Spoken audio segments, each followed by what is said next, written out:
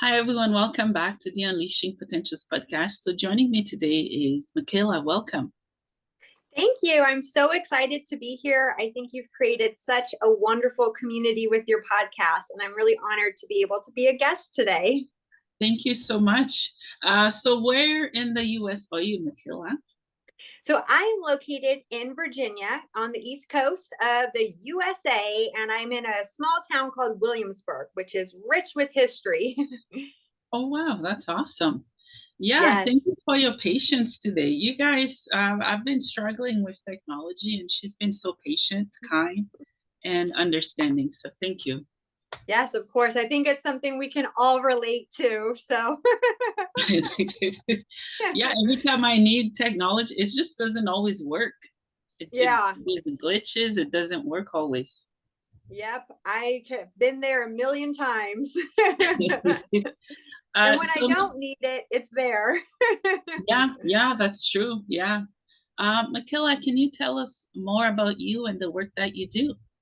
Yeah, certainly. So, as Bernadette said, my name is Mikaela, and I'm a wellness and mindset coach. And so, I get the privilege of working with women to banish feelings of self doubt so they can lead a more fulfilling life. And I'm so incredibly lucky to do the work that I do because I get to work with women to really take that idea, that vision of a life and how they want to feel, how they want to be, how they want to show up every day.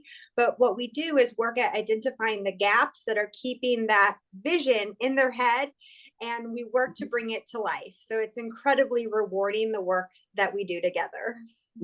That's awesome. I love any type of work that involves working with women because I think us women we carry so much and we feel so much and it's hard to talk about sometimes even with other women.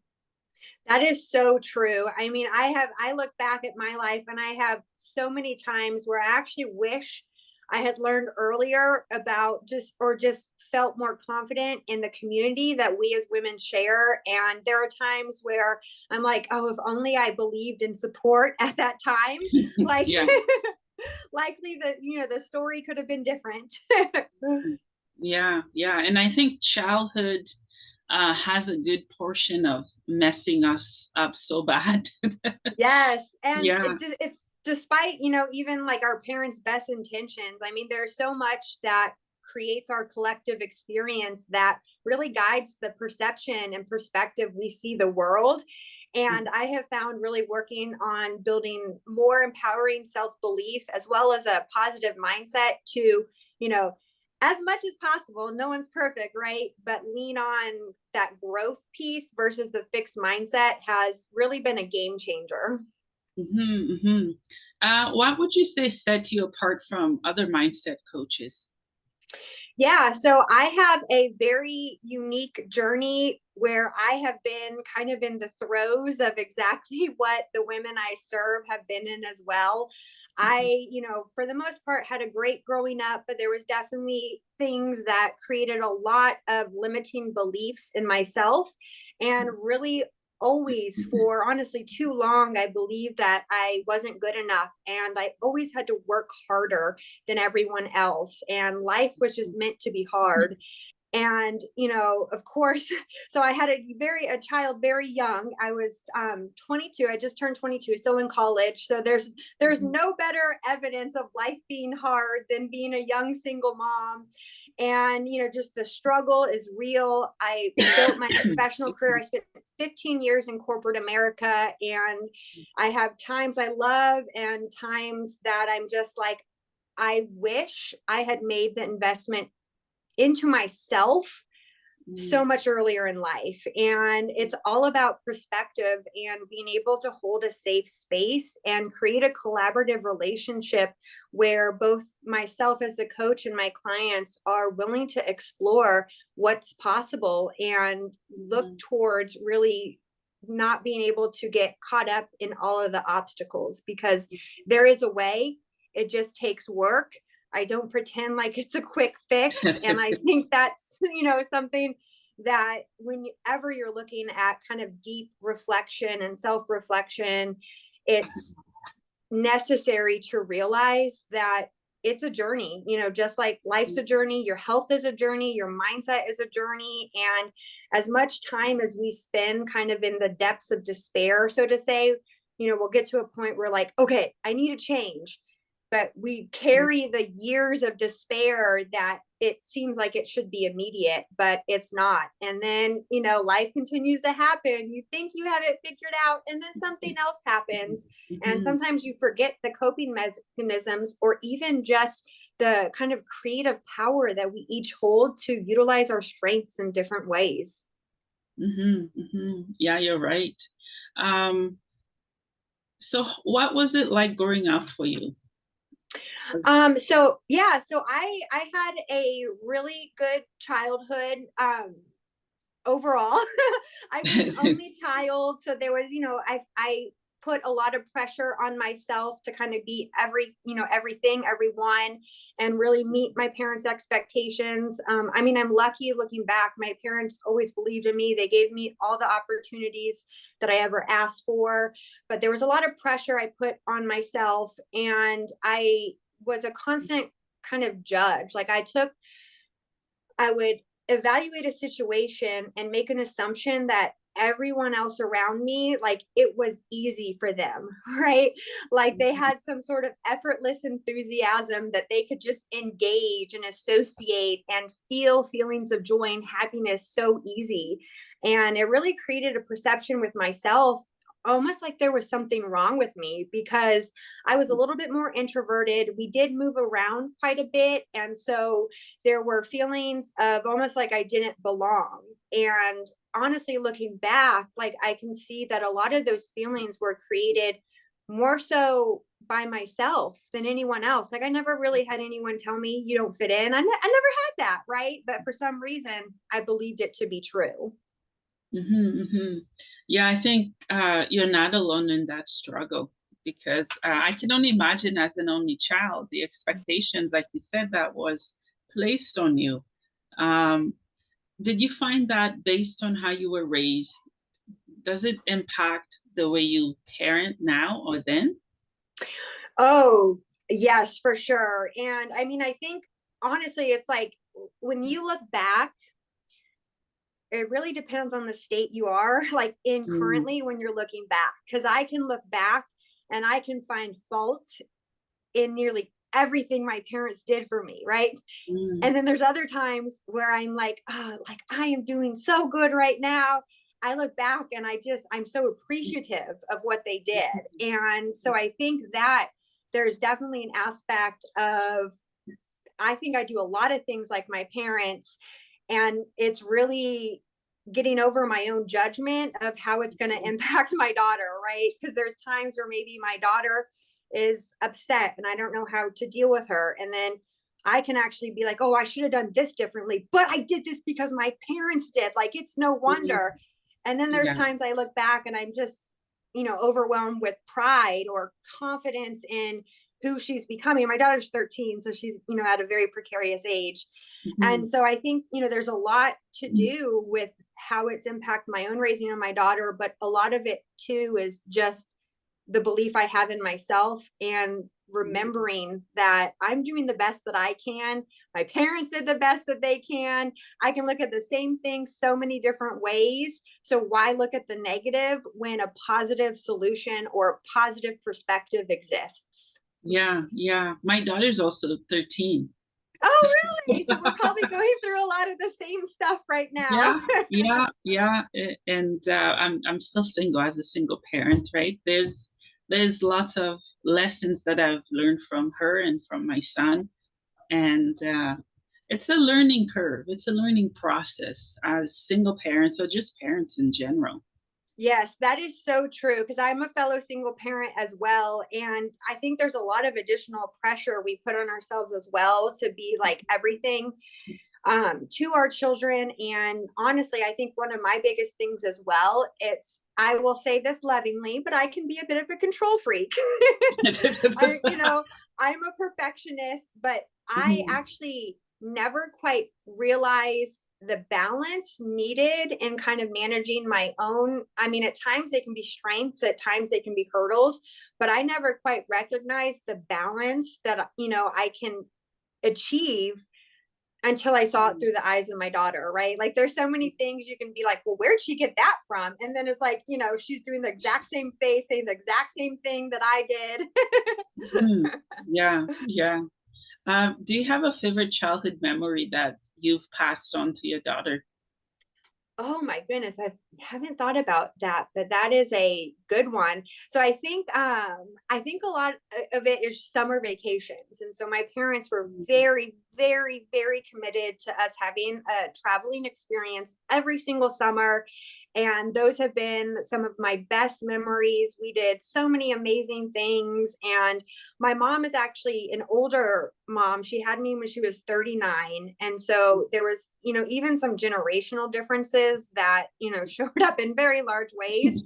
Yeah. But despite being like an older mom, like she was always kind of down for whatever. Like she wasn't afraid to try new things. And so that's one of the things that, and we've actually taken very many trips with my parents as well. But, always really honoring that special time to do nothing but be with each other and create memories, try new things, look stupid, look cool, do it all. Yeah, yeah, that's awesome. Can you tell me what does wellness mean to you? Because you're also a wellness coach. Yeah. And so in my practice, I follow what's considered a whole health model. So whole as in WHOLE, not a whole. And so for me, wellness and really it's a holistic health journey. And so we do a lot to honor all dimensions of our health as it relates to mental, emotional, spiritual, and intellectual. And so for me, it's being able to find what you need to balance all of these dimensions of yourself, because sometimes, to be honest, physical is the most tangible. And so sometimes we feel like all of the fixes are in working out more, eating right, drinking more water, like everything you hear. But in reality, everything's connected, and there's reasons that you do what you do or you don't do what you do. And so we really work to unpack the interconnectedness between all of them. And I really kind of firmly believe that you can't pour from an empty cup.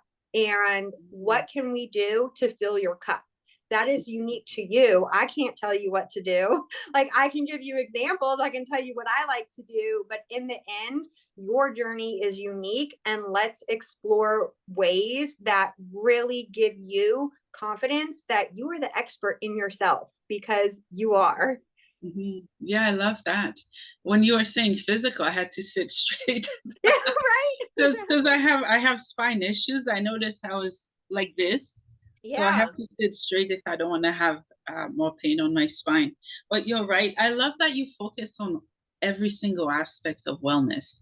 When you were talking about wellness, I just visualized sitting at the beach and meditating, yoga. I don't know, something fun like that. It doesn't have to be exaggerated.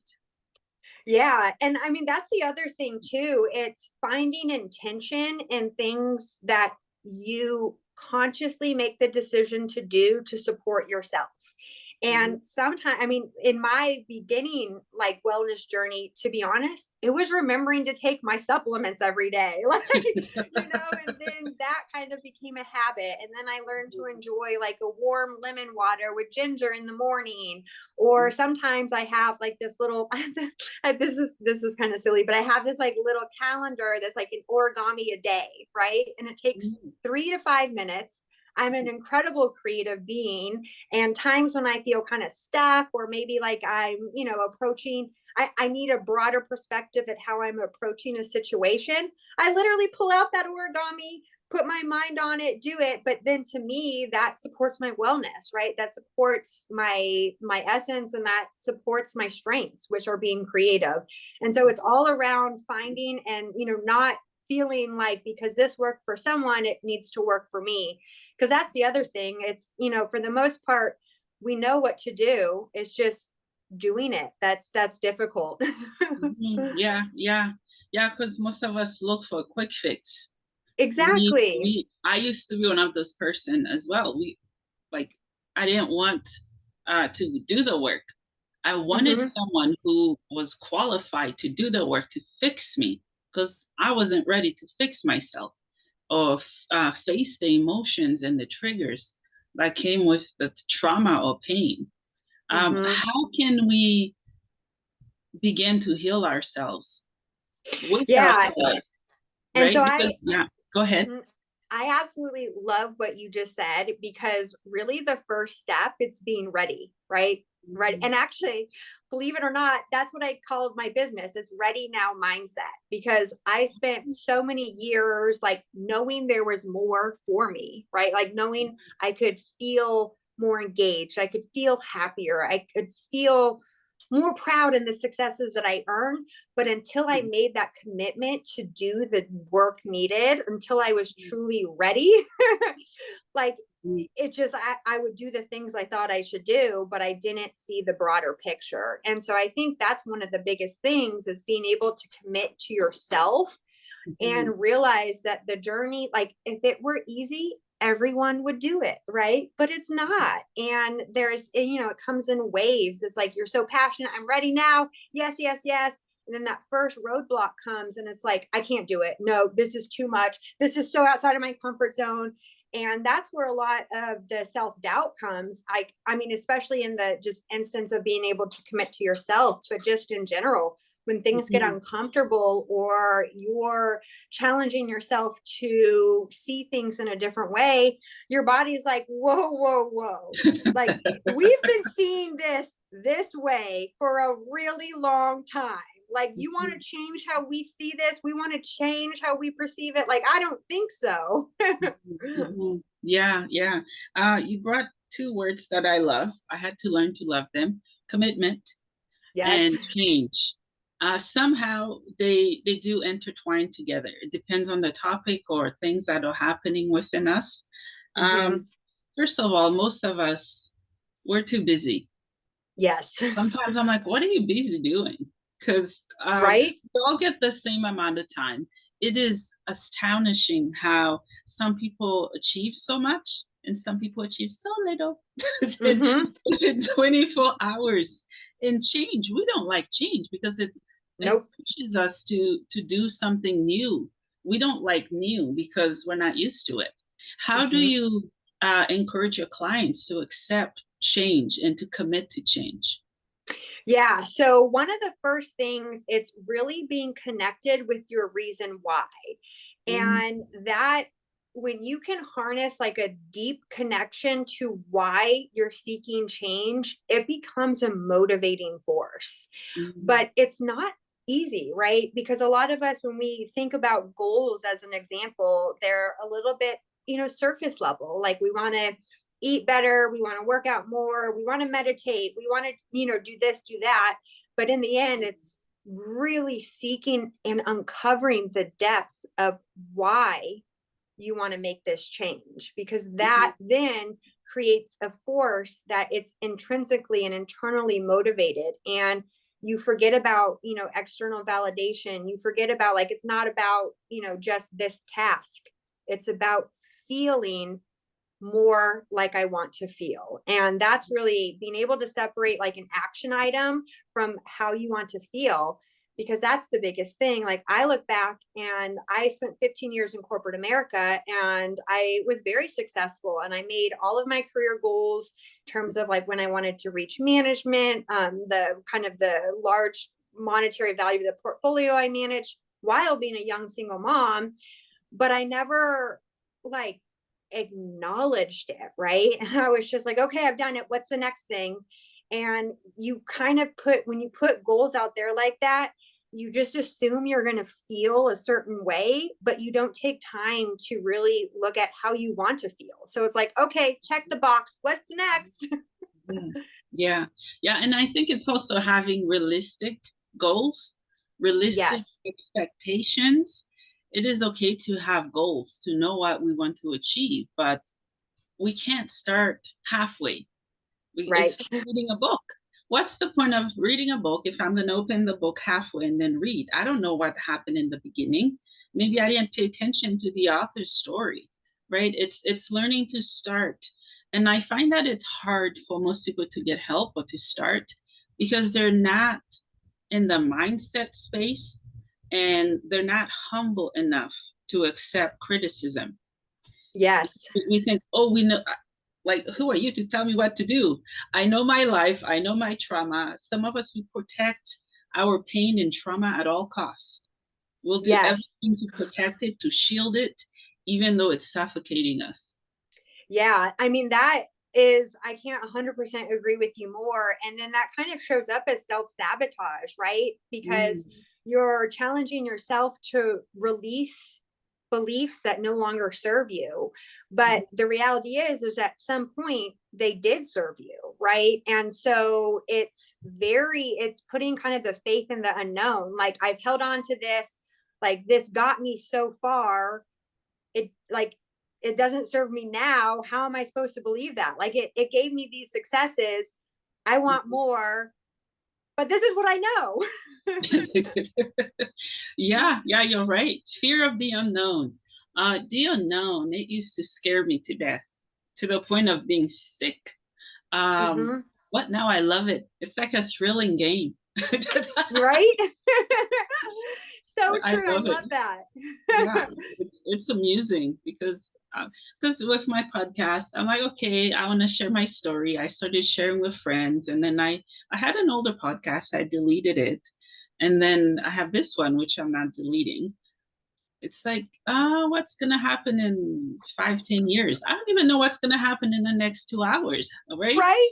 That's kind of how I backtrack myself when my mind is trying to get ahead. I'm Mm-hmm. like, okay, slow down. I don't know what I'm having for dinner tonight. How do you expect Yes. me to know what's going to happen in 5 years? When the years get there, I'll get there with them. Yeah. And the other thing too, like, I love what you said, because I've been that kind of strategic planner, so to say, where I, like, okay, in 5 years I want this, in 10 years I want that. But in reality, I'm creating that, like, goal from where I am today, not where I'm gonna be then. And let's face it, like, our values, our priorities change as Mhm. we get older as well. And so sometimes we can keep ourselves chasing a goal that actually might not even be as, like, relevant to where we want to go, but we're holding on to it because this is what I said I'm going to do. Yeah, yeah, and some of us were not committed enough, and some of us are too committed that it can Yes. be bad. It's finding the balance because some of us we're go getters. We set our Mm-hmm. minds, and nothing's gonna stop us. Um, For me, illness stopped me. Like I got sick, I had to stop. But before that, I was chasing, chasing, chasing. And I'm like, what was I really chasing? To the Mm-hmm. point that I had to really not listen to my body and be the way I am. And I know I'm not alone. There's Yes. so many people chasing things that they won't even need in 10 Mm-hmm. years or 5 years. I think it's living in the now. Yes, I love that. And I mean, really adopting mindfulness can be so powerful as well, like truly being immersed in the present experience and just appreciating what's going on now in this moment. Like, we don't know what's going to happen, but I know what's happening now, and I can choose to live in it, or I can live in the future, or I can live in the past. But I choose to live in the now. Yeah, yeah, yeah. It's a beautiful place to be. Yes. Yeah, yeah. The past, oh, it's exhausting trying to live in it. Unfortunately, most of us live there. Sometimes it's a choice, Mm-hmm. sometimes it's not. Sometimes we need help from coaches like yourself to realize what is happening to us when we Mm-hmm. live in the past so much. Because we don't really enjoy now when we live in the past. And in the future, it's not here yet. So, Yep. what's That's the a point? recipe for anxiety. Yeah, yeah. How can we find inner peace in this world that we live in? Yeah, so that's a great question. And I will preface my response with this can be different for everyone, but I do truly believe one of the first steps in finding inner peace is being able to be confident and adopt empowering beliefs because we don't know what's going to unfold, but we do know what we're good at, what our strengths are. So if we can learn to silence that inner critic, that kind of pessimistic, mind loop that happens, we're setting ourselves up to embrace the possibilities of what could be. Mhm, And it's more so looking at, taking away the fact that we don't know what's going to happen. Like, I don't know what's going to happen tomorrow. I don't know what's going to happen in a year, but let's work mhm, on being confident with the ability to cope and be resilient and see the positive and believe in yourself so that no matter what happens, you can have that sense of calm and that belief that you can make it through, and I can design and create a life that I'm fully engaged in. mhm, So it's really being able to kind of make friends with that inner critic to the point where we can see the negative voice that are sure to happen, right? But we can view it from an outside perspective. What is my body trying to tell me? What is my mind trying to tell me? There's obviously some sort of trigger that my brain is thinking I might be in danger. How can I learn from this? How can I question these negative thoughts in a way that will inspire me versus drain me? mhm, mhm. I love that. I'm Mhm. looking at a book over here I got from the library. It's called Your Inner Critics is a Jerk. Yes, love That's what it. it's called, literally. And Yeah. the author's so funny, and I just absorb all the information she has to share on there. It's really, really cool. Yeah. No, that I'll have to get that book. I have definitely called my inner critic much worse names than a jerk. Yeah, yeah, yeah, I love that. How do you help your clients unleash their potential? Yeah, so first off, it's really being able to create a vision or an endpoint that is inspiring. And so Mm, this goes beyond, looking at, adding this, doing that, but really establishing how you want to feel on a daily basis so that we can create sustainable habits that facilitate that feeling. mhm, And that's really the first step because that allows them to do things where they're engaged. They're in that flow space. And as you get more comfortable being just there, right, you're going to have this incredible experience where possibility and what is the potential, like there's no limit, there's no cap. And mhm, so that's really, being able to slowly bring in habits that drive them towards the feelings. And that's also a big one because a lot of times we don't want to feel. And so I have clients that are like, well, I don't want to feel this way anymore. I don't want to feel this way. I don't want to feel this way. But the mhm, question's always, what do you want to feel then? Let's not work at getting away from something. Let's work at mhm, moving towards something. mhm, mhm. Yeah, I love the word potential. As you can see, the podcast name is Unleashing Yes. Potentials. Oh, I love that word. When I think of unleashing potentials, I think it's in Spain. They have sports with the bulls. I don't know the name for that sport.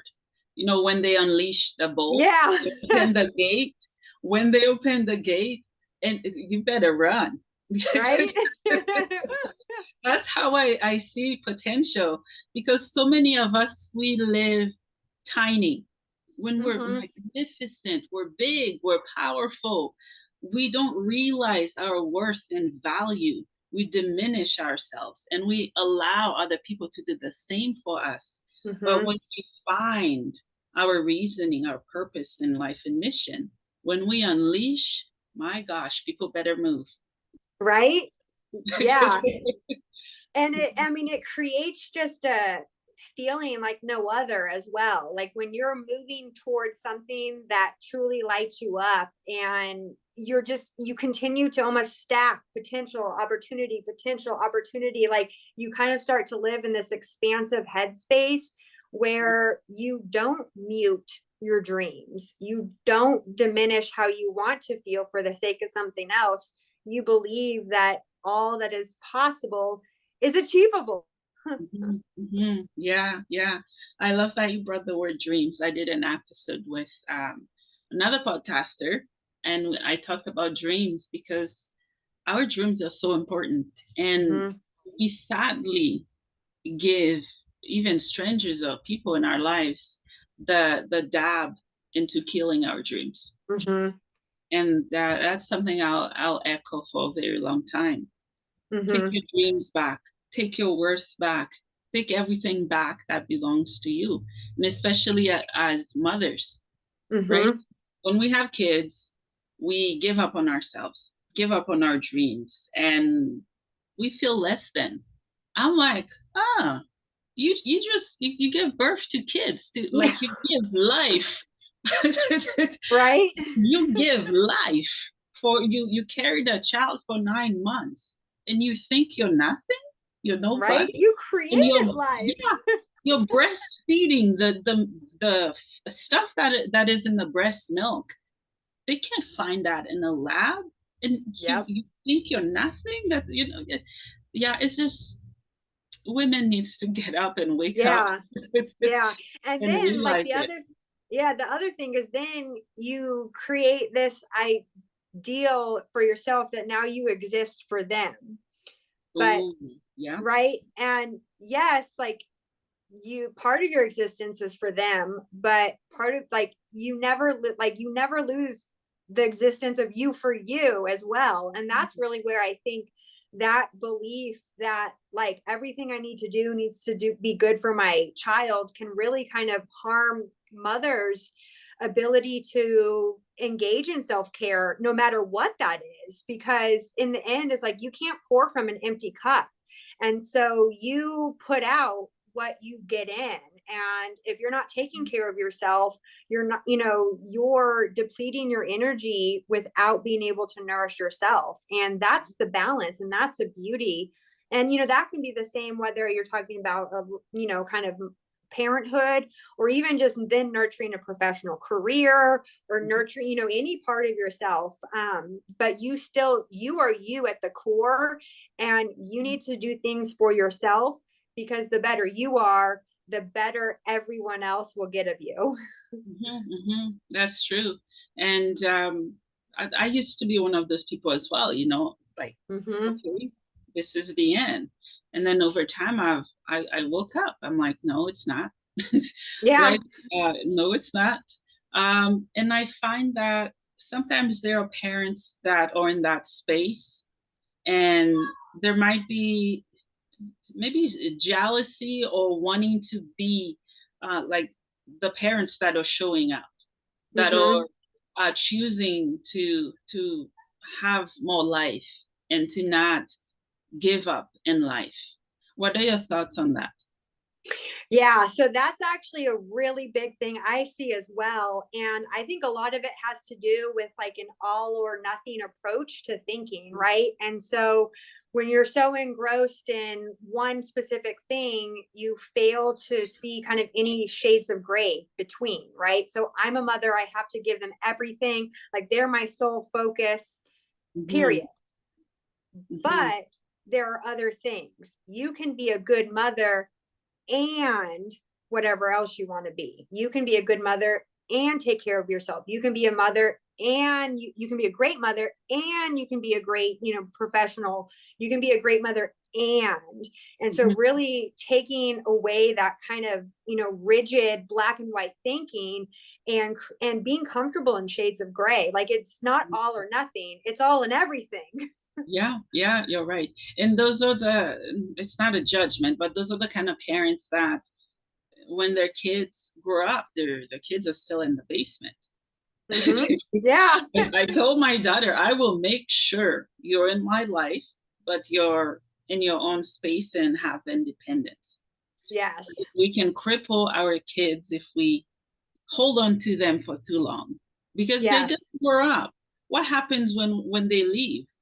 Mm-hmm. And through all that year, through all those years when we poured into them and did not pour into ourselves, we have nothing left to nourish ourselves. Mm-hmm. Yeah, and that actually really speaks so true to myself as well. And so I had my daughter. I just turned 22, so a very young mother. And Mhm. obviously, when you kind of are, you have a kid, there are definitely your life changes, right? And I had this belief that I had to pour everything into my daughter, or else everything I gave up would be not worth it. And and it was as good intentioned as it was, but it's the fact is I really didn't have a young adulthood, right? Like, I didn't have that, and I was okay with that. But I was so obsessed with making sure she had everything, so that my sacrifice meant something, that I think that I put, in a way I didn't realize, a lot of pressure. And like, I'm a perfectionist, very much so. And I saw kind of the extremeness of my, so I can be a perfectionist and maintain balance, and I can be a perfectionist and I can be extreme, but I saw the extreme showing up in my daughter as well. And that was actually a very kind of deep self work I had to do with myself, because I'm like, I don't understand why she's so nervous all the time. Like, she's a great kid, like that, like she's so, like, it's like I had all these things thinking I was doing the necessary thing to make my thing worth it, but it wasn't about that, right? It wasn't about that at all. And there's a lot, like, just when you kind of start to unpack things, that you can realize that there's different ways to do things. And I maybe not even, when I made changes, I might not have changed that much, but my mindset and the encouragement and support I could give her came across differently, in a way that inspired her more so than made her feel like she had to live up to it. Yeah, I love that you realize that, and then you put in the work to shift Mm-hmm. and make the necessary changes. And Yeah. yeah. I mean, a lot of times, like, the things that we see in other people that bother us are more so a mirror into our own soul, right? And so I was like, why does she get so nervous? Why is she so, why does she have such a lack of confidence in these situations? And in the end, I was like, it's because I do. Like, let me work on me feeling more confident in these areas, and that will come for her. It's not me fixing her. It's not this external thing. I don't need to fix her. I need to work on myself. And then my cup, what I flow, like what comes from me, will naturally bring the change to her. Or Mhm. not change, maybe it'll just change her mindset, but kind of releasing the expectations that it was her job to be different, right? To feel more confident, because I thought she had. And that's what I realized. I always took steps to do what I thought other people expected of me, right? And so it's like it all combined. Now I'm like taking my childhood, I'm like, wow, like, this is big, this is deep, like, but now I'm starting to understand, like, the way I operate. And guess what? Like, I I can control what I think. I can control how I feel. So let me believe in myself, and let me try this. Let me try to stop doubting myself. Let me try and be more open. Let me try and see things other people's ways. It's not all about my way. Yeah, that's very true. I love that. Um, so how does your program work? Yeah. So I have a program. So it's called actually Ready Now Mindset. And that is just hilarious that you kind of talked about, like, being ready now, ready to make the commitment as well. Cause I don't even think I shared the name of the program with you. But it's a 4-month program. And so the first 3 months we meet on a weekly basis. And then that fourth month we meet every other week, and actually smaller, more, it's called laser coaching. So it's a different style.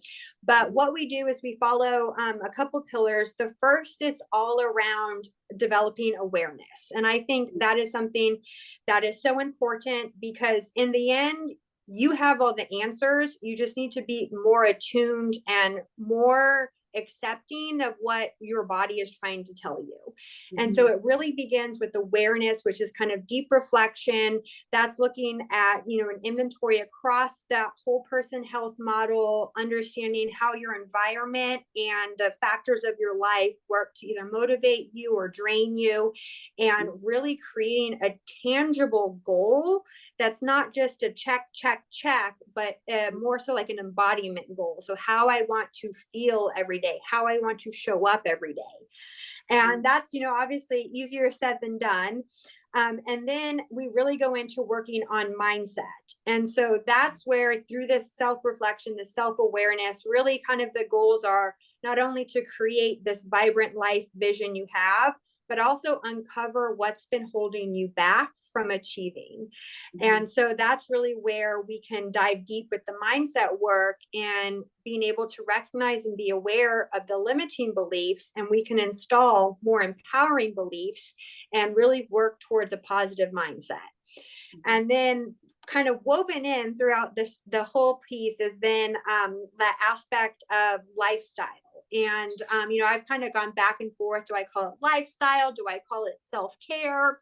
But I lean more towards lifestyle because I feel like it creates broader options. People have a view on what self-care is, and that's not necessarily what this is. It's how do we design your lifestyle? How do we incorporate healthy and happy habits that are sustainable, that bring you closer towards your vision?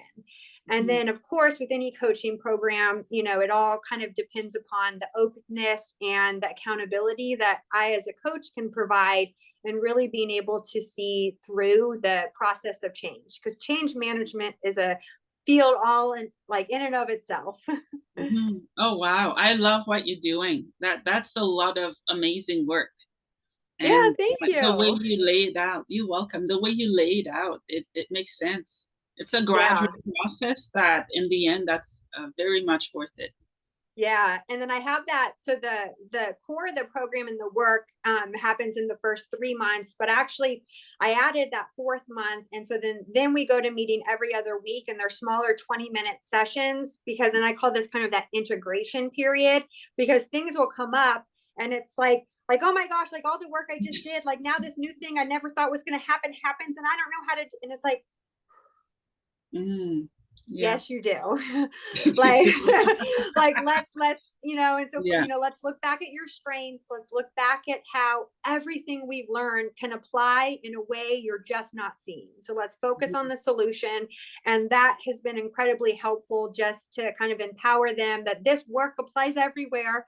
Like, it's not just you're done in 3 months. No, you're creating a new way of thinking, a new way of embodying your life. And it, like, whatever comes at you, you have the answers already. I love that. So where can my listeners find you and support what you're doing and work with you?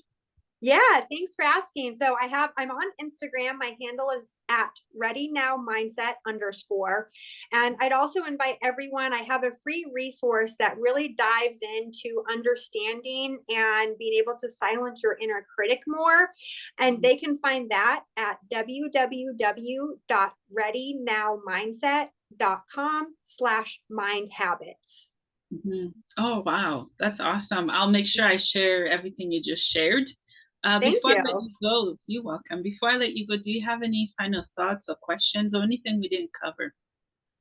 No, my last thought, it's just everyone listening here, like, everything you need already exists within you. And I believe that with all my heart, all my mind.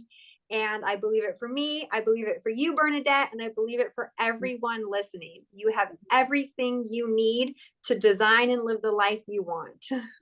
Thank you so much. Thank you so much for your patience as I was navigating through technology. No Thank worries. you. Thank you for your time, and thank you for doing what you're doing. Keep shining. Thank you. I appreciate it. Thank you so much. You're welcome.